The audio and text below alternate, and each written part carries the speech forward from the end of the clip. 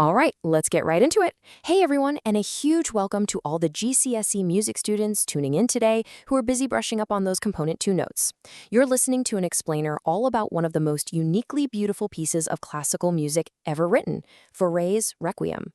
You know, when we think about funerals and the music that goes with them, we usually expect something very, well, specific. But Gabriel Fauré, he had a completely different, incredibly comforting approach to classical funeral music, and we're going to break it all down for you today.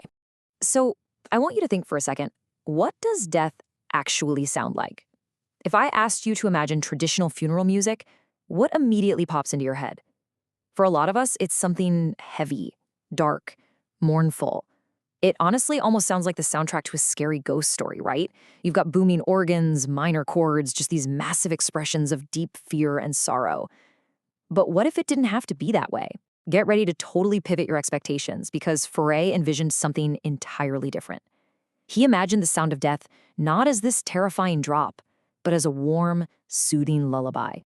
Okay, here's our roadmap for today's explainer, just so you know exactly what concepts to jot down for your exams. First, what is a requiem? Second, grief versus hope. Third, the sound of angels. Fourth, welcoming into paradise. And finally, a lullaby of death. Part 1, what is a requiem? To really get Fauré's piece, we first have to understand the tradition he was stepping into.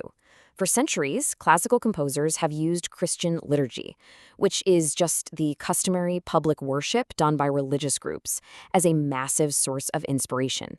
And naturally, one of the most significant liturgical events out there is a funeral. Definitely write this definition down for your notes. A requiem is quite literally the Latin term for rest.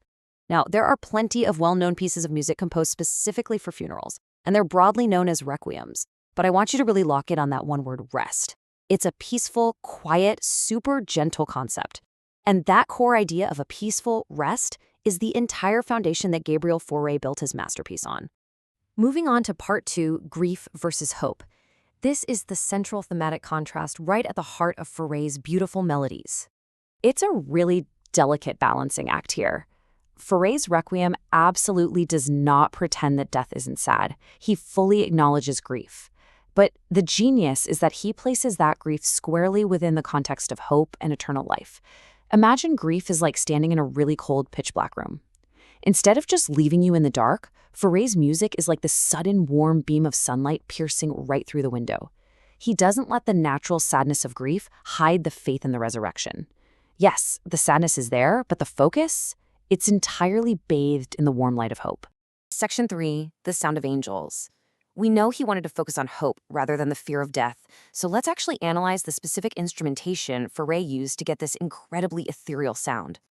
If you're studying this, these are absolutely the key instruments you need to memorize. Fauré chose harps, violins, and the sound of sopranos, which remember are the highest vocal ranges in a choir. Why does this matter? Well, think about a booming bass drum or a super low brass horn. They sound heavy, right? They keep you grounded. By using the delicate plucking strings of harps, the sweeping high notes of violins, and those soaring voices of sopranos, Fauré builds a much lighter, almost weightless sound. The music literally focuses on the aspiration of heaven. It lifts you up physically and emotionally, rather than dragging you down into despair. Section 4, welcoming into paradise. Now let's look at the Imperadicium. This is a version of the final commendation in the Catholic funeral rite. It's literally a prayer asking for the deceased to be welcomed into paradise. And Fauré translates his prayer directly into musical steps. Step 1, gentle music sets up a final tranquility as the trials of life are just left behind. Step 2, the music physically rises and soars upward. Step 3, it fades away, creating this incredibly light, ethereal atmosphere. And step 4, the choir comes in singing at a much higher pitch. It is such a brilliant way to illustrate his intent, because those soaring, high pitches are specifically designed to mimic the sound of angels in heaven. It's a gorgeous use of musical ascent to represent a spiritual journey upward. I want to pause for a second and remind you why this is all so crucial. Fauré wasn't just writing notes on a page to show off his skills. His music serves a very real, deep, practical purpose. It helps the grieving to have faith, comfort, and hope. He was directly comforting real people suffering a loss by completely swapping out that morbid fear of death with a restful, fear-free tranquility. It is just an incredibly compassionate piece of art. And our final section, Part 5, A Lullaby of Death. To wrap up our analytical breakdown, we're going to look straight at the composer's own intentions. Just listen to Gabriel Faurés' own words about his work. He said, "It has been said that my Requiem does not express the fear of death, and someone has called it a lullaby of death. But it is thus that I see death, as a happy deliverance, an aspiration towards happiness above, rather than as a painful experience." That pretty much nails our analogy from the beginning, doesn't it? Faurés viewed death as a happy deliverance. Just like a mother sings a gentle, happy lullaby to coax a child into a peaceful sleep, Faurés' Requiem uses those harps, violins, and angelic sopranos to sing the departed into a gentle, eternal rest. So I'm going to leave you with this final thought.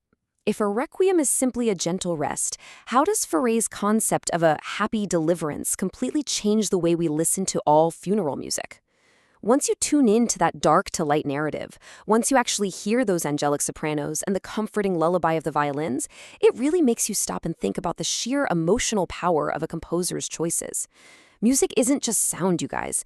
It's a tool for transforming our deepest human experiences, taking us straight from fear and morbid sadness right into comforting, peaceful hope. Definitely keep that in mind for your exams, and honestly, keep it in mind the next time you listen to any piece of classical music. Thanks so much for learning with me today.